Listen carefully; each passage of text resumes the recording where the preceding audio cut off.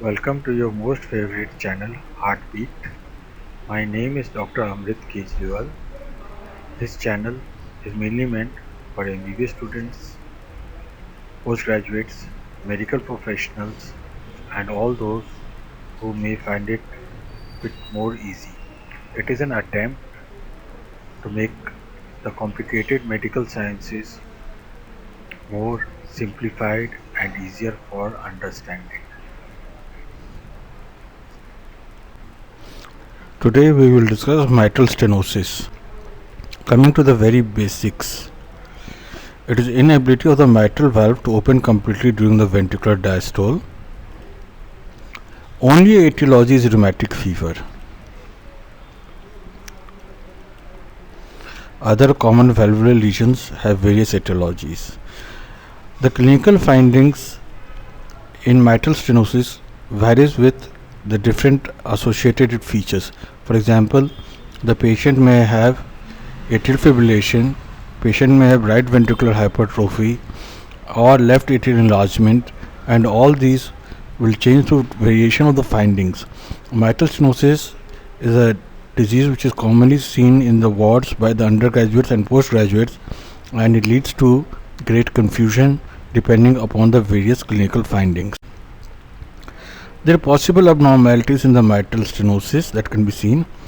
This is the mitral valve commissures abnormality, or the chordae can be thickened and matted, leaflets can be thickened and distorted, there can be fusion and dense adherence of mitral valve apparatus, or there can be dense calcification of the mitral valve. The mitral valve commissures, the abnormality may be limited to commissures only, and if it is limited to the chordae, the orifice reduces. Coming to the pathology, normal area is 4 to 6 centimeter square. Symptoms begin when the area becomes 2 to 2.5 centimeter square. It is characterized by opening snap and a short diastolic murmur.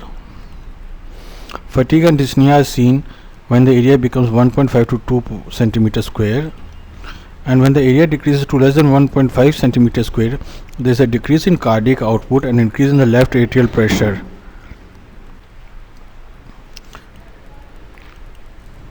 The features of mitral stenosis. So this is the S1, first heart sound.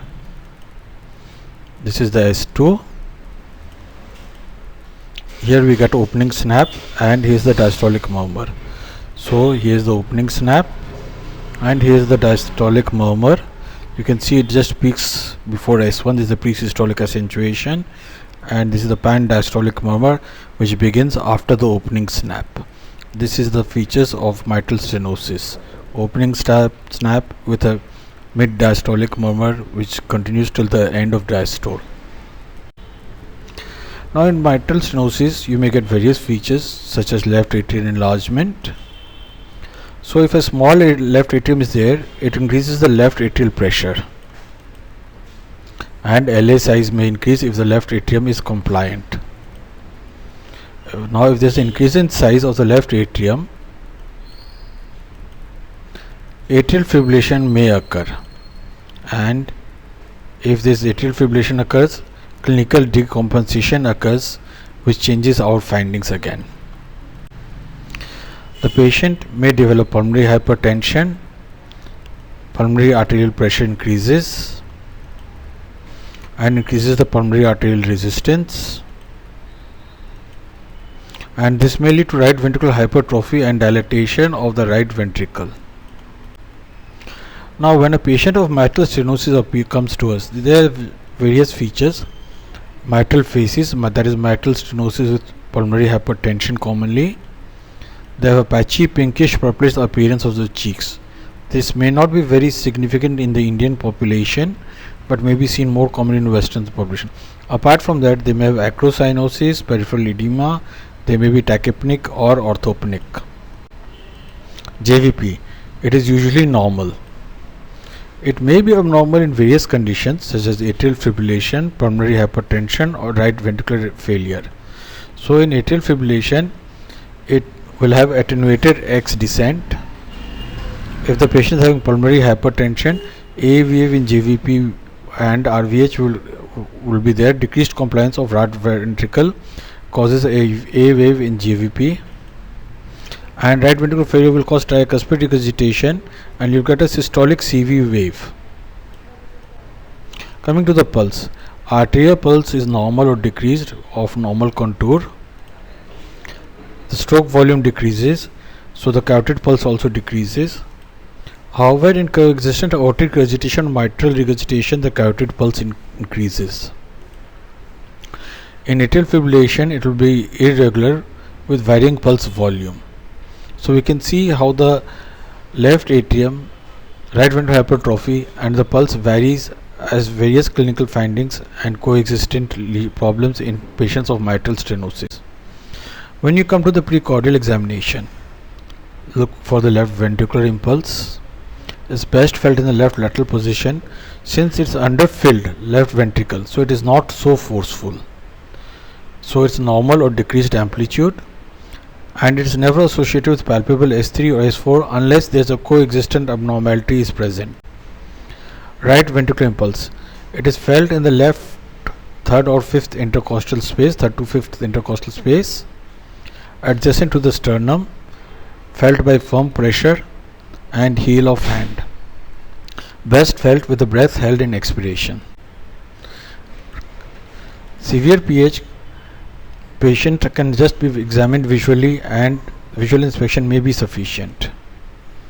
Increase in right ventricle, it dislodges the apex of the left ventricle, so the mitral stenosis murmur and the apex beat may be felt at a different position than the normal routine position, and murmur may be audible in anterior or mid axillary line.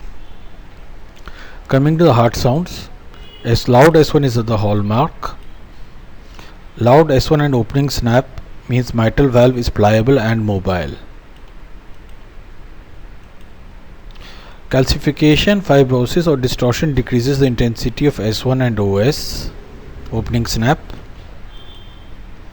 Decreased cardiac output due to congestive heart failure, pulmonary hypertension, AV disease or left ventricular disease decreases the intensity of the first heart sound. Coming to the opening snap, it is of slapping quality, audible throughout the precordium, best heard between the apex and lower sternal edge, and it may be palpable also.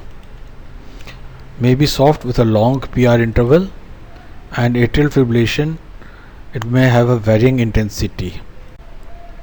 Coming to the opening snap, S1, S2 and opening snap is present here in the diastole between the S2 and S1, more towards the S2.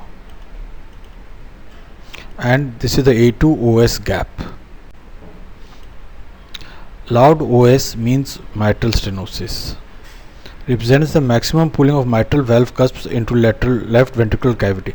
It does not mean the opening of the mitral valve, rather it means that the leaflets are pulled maximally into the left ventricular cavity. Coincides with the maximal opening of the anterior leaflet of the mitral valve, and the A2 OS gap is around 0.04 to 0.14 seconds. A2 OS gap is reduced in severe mitral stenosis. Long gap is seen in mild mitral stenosis. There are various factors affecting the gap: left atrial pressure, peak systolic pressure, coexistent left V dysfunction, aortic agitation and mitral valve calcification. These all affect the gap, the A2 OS gap. So in short, if there is a high LAP, valve opens earlier, and low LAP, valve opens later. So severe patients, the valve will open earlier, and so the opening snap will come earlier, and low left atrial pressure means the valve opens later, so you can get a delayed opening snap. Characteristics of opening snap: it's a medium to high frequency sound. It precedes the murmur, best heard medial to left ventricular apex near the left sternal border, and may be heard better in the left lateral decubitus position. Mild exercise or hand grip will increase the opening snap.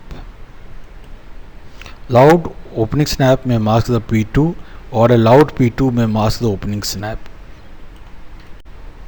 Absent opening snap may be seen in various conditions such as calcification, right ventricular hypertrophy displacing the left ventricle. Opening snap which are of non-mitral stenosis origin can be seen in mitral regurgitation, patent ductus arteriosus, ventricular septal defect, thyrotoxicosis, and may have a tricuspid origin also, ASD, tricuspid regurgitations, Epstein's anomaly, tetralogy of Fallot, and hypertrophic obstructive cardiomyopathy. Coming to the differential diagnosis, a wide split S2 may mimic for an opening snap, that the P2 is audible as an opening snap. So P2 is best heard at the pulmonary area, whereas the opening snap will be heard in the fourth left intercostal space, and A2 P2 gap changes with respiration and the A2 OS remains same.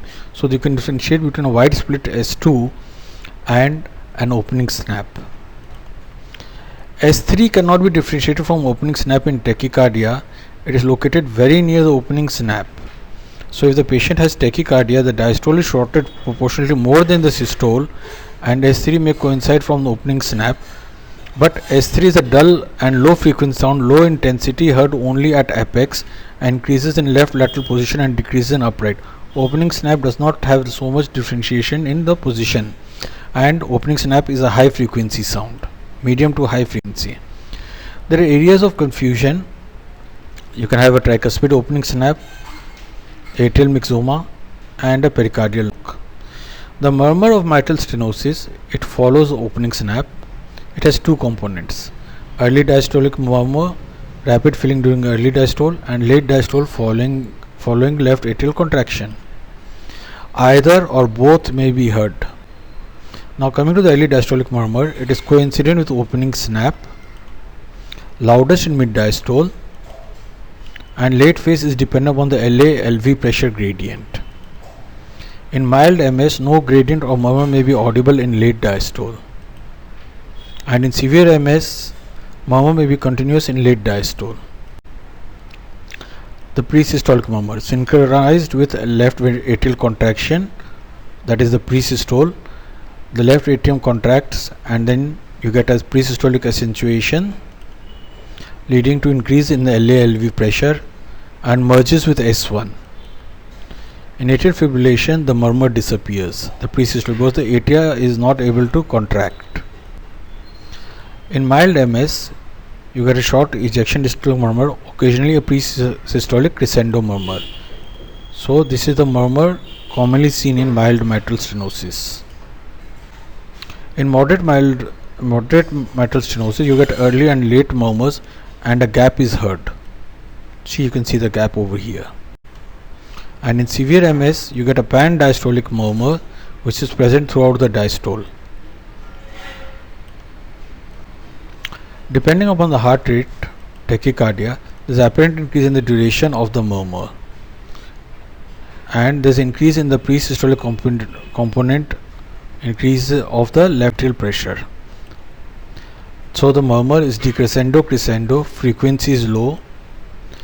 After exercise, pitch may increase, and bell is used, bell of the stethoscope, to be audible. May be audible only in left lateral position, and is located at apex beat in left lateral position. Radiates to left sternal border and may produce an apical diastolic thrill. The intensity of the murmur, this decreases with pulmonary hypertension, right ventricular hypertrophy, decreased cardiac output, calcification of mitral valve, coexisting ASD, AS, AR, and of course obesity, emphysema, etc. So the intensity of murmur will decrease with pulmonary hypertension, right ventricular hypertrophy, decreased cardiac output, calcification of mitral valve, coexisting ASD, AS, AR, obesity, emphysema, etc. Coming to the auscultation tips, first of all, identify the left ventricular apex, apply the bell and hear, change the patient's position to left lateral position. You may try maneuvers such as coughing, deep respirations or exercise, or you can try inhaled expiration.